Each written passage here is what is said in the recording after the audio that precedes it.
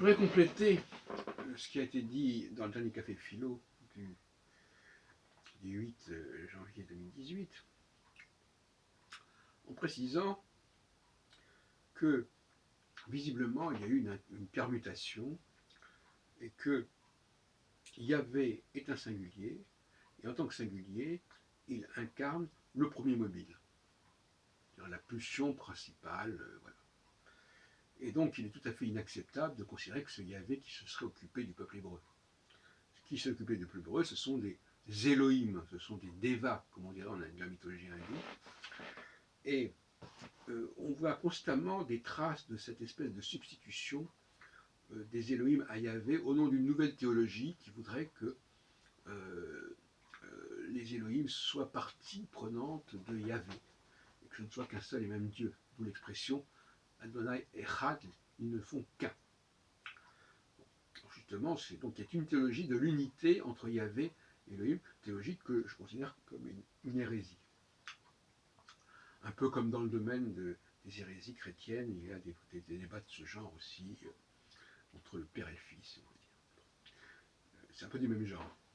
Et par conséquent, on voit que, par exemple dans les 10 commandements, curieusement, la formule « Je suis Yahvé, tu n'aimeras d'autres dieux que moi » est précédée par la formule « Et Elohim pris par là ». Donc c'est Elohim qui dit « Je suis Yahvé ». C'est-à-dire extrêmement confus. Alors on trouve dans... Donc finalement, j'ai déjà dit plusieurs fois, tu n'aimeras pas d'autres dieux que moi, c'est évidemment d'autres Elohim. C'est ça l'idée, n'est-ce pas? C'est que c'est un peuple parmi d'autres, le peuple hébreu, et par conséquent, il n'y a pas de raison que ce soit l'ensemble, que ce soit un Dieu principal qui s'occupe de ce peuple. Ce ne sont que quelques dieux qui ont fait alliance avec les patriarches Abraham, Isaac et Jacob. Donc je propose une forme d'humilité de la théologie juive, paradoxalement, qu'elle revienne vers une mesure plus raisonnable et qu'elle ne cherche pas à identifier leur Dieu, leur divinité, avec ce créateur d'origine. On le voit d'ailleurs dans le Shabbat, parce que même dans le Shabbat, il y a une espèce de syncrétisme de ce genre, parce qu'on dit le Shabbat, c'est le moment où le Dieu créateur s'est arrêté de créer. Bon, c'est absurde encore une fois, rien à voir.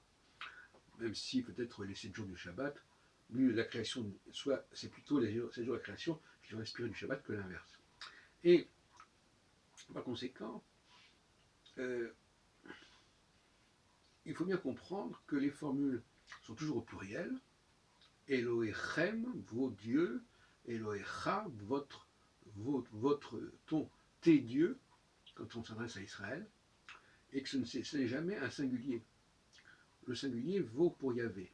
Effectivement, quand on remplace Yahvé, Elohim par Yahvé, on va utiliser aussi des formes grammaticales au singulier. Donc tout ça est très embrouillé en fait.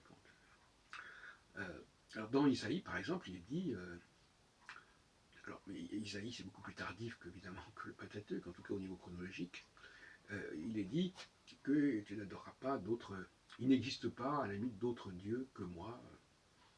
Mais il y a encore une fois, d'autres dieux, c'est dit, et c'est encore une fois, il y a toujours ce mélange entre Yahvé et Elohim constamment.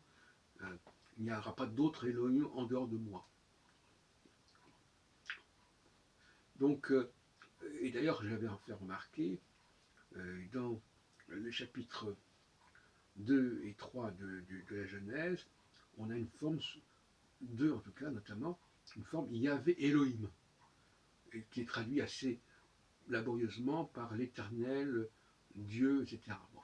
Alors ça c'est encore une forme encore plus syncrétique, où les deux formes sont associées, mais dans le schéma Israël aussi, il y a Yahvé Elohecha. Toi Israël, Yahvé est. Donc là on nous dit, Yahvé est ton Elohim. Enfin, bon, ça ne tient pas debout, c'est vraiment un truc complètement délirant.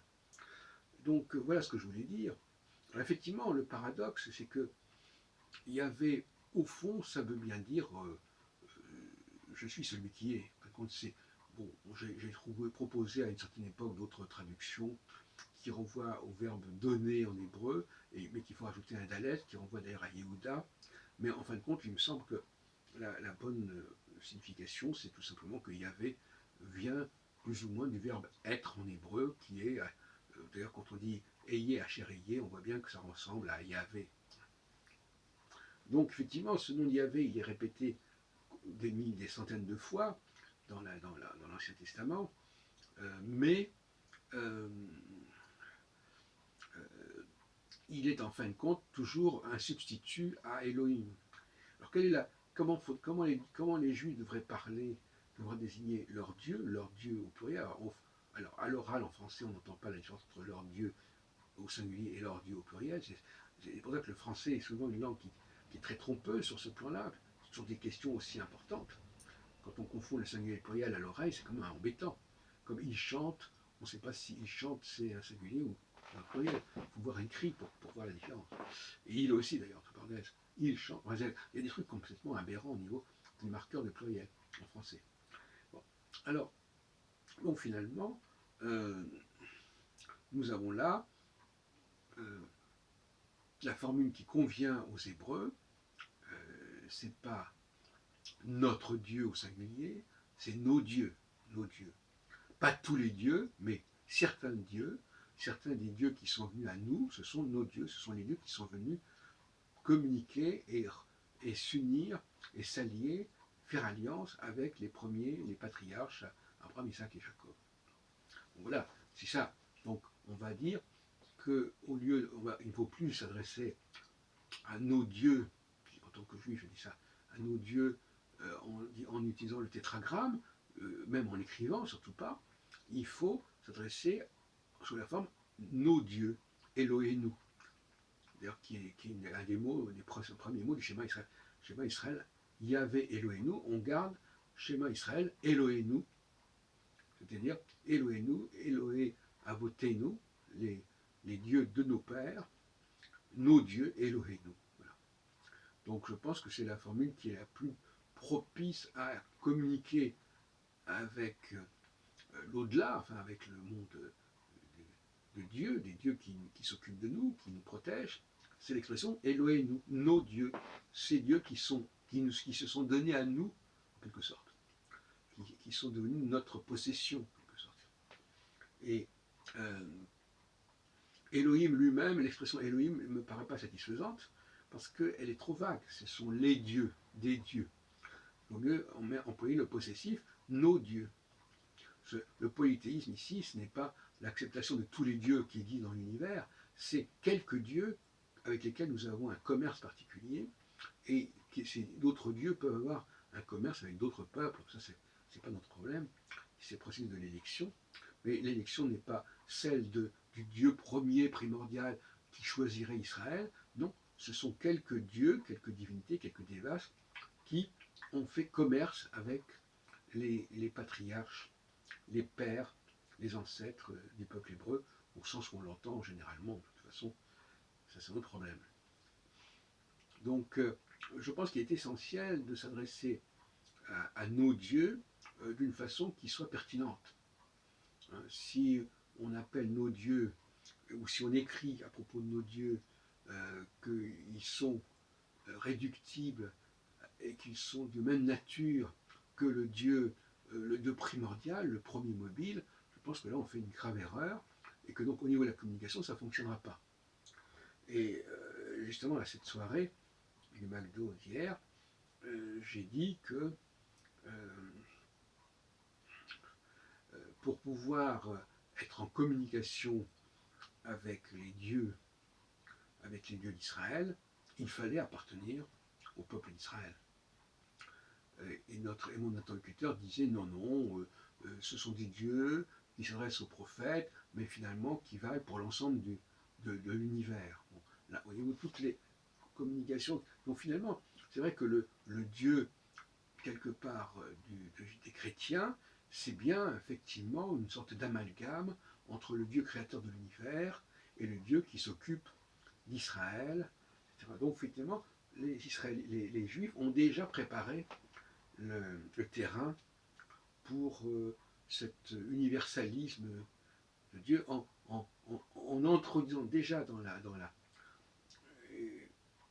la Bible, dans l'Ancien Testament, en introduisant déjà cette notion de Yahvé, qui est une notion qui correspond exactement à celle qui s'écrira chez les chrétiens sous la forme du Père. Donc finalement, qu'on ne nous dise pas que ce sont les chrétiens. Alors, il ne faudrait pas que les Juifs soient surpris que, que le judaïsme est abouti, si on peut dire, est évolué vers la forme chrétienne, puisque la forme de Yahvé utilisée dans l'Exode est déjà une forme qui est tout à fait compatible avec la forme chrétienne, puisque ce Yahvé, il est en réalité, par son nom même, l'expression de l'essence du monde, en quelque sorte. Et donc, c'est une très grave erreur que de placer au début de la Genèse la formule Vayomer Bereshit bara Elohim et Haaretz et Shamayim et Haaretz. C'est pas Elohim qu'il faut mettre au début de la Genèse, c'est bien Yahvé. Hein. Et d'ailleurs, bara est un singulier, donc il est normal de mettre Yahvé, Bereshit, Yahvé bara et Shamayim et Haaretz, alors que Elohim est un pluriel qui devrait se conjuguer avec un singulier, avec un pluriel. Donc on devrait pas. Donc voilà. Donc finalement on voit bien que on a remplacé le Yahvé par un Elohim et que cet Elohim on a gardé néanmoins le singulier pour bara, pour la création. Alors vous me direz mais pourquoi a-t-on inversé et pourquoi on a mis Elohim à la place de Yahvé au début de la Genèse, etc. Eh bien je vais vous l'expliquer. C'est parce qu'à un moment donné une nouvelle théologie est apparue qui voulait absolument assimiler le Dieu primordial qui a créé le monde avec ce Dieu qui a fait alliance avec les Hébreux. Voilà, c'est une sorte d'hubris, une sorte de délire qui a présidé à ces modifications. Il faut désormais corriger et faire un tikkun, c'est-à-dire faire une réparation, comme disent les kabbalistes.